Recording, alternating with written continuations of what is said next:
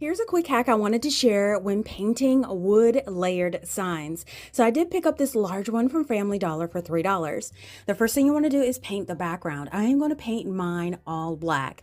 Now you want to apply it very carefully, especially around all the frame edges, and just fill all the little cracks and crevices in with that black paint and let that sit to dry. Now for the frame part, which is the outside, we are going to be staining with some Waverly Antique Wax, or you can use traditional stain if you want.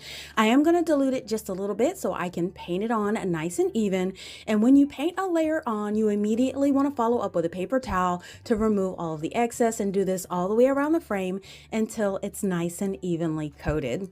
The next step we want to do is we are going to highlight all of that lettering. Now I'm using white acrylic paint, and we are not going to paint this by hand. That's much too difficult. We're going to use my hack using an old sanding sponge. So go ahead and just pour out some of that paint, and we're going to paint it on top of that sanding sponge, and then we are going to start tapping it all over the sign where the raised patterns are, and you'll see that paint is going to transfer just to the raised portion. You can use the flat part of the sponge or the end part, whatever it calls for the design that you have, and just like magic, all of that lettering will pop through with that paint, and you didn't have to put as much effort into as if you used a paint brush.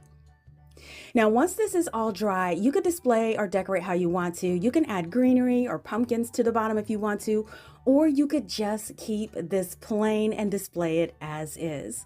Now, I just set mine on the top of the counter surrounded by pumpkins and beads. It just looks so nice, and something that looks like you may have cut it out from a cutting machine, but that is a hack I wanted to share. I hope you give it a try in your projects.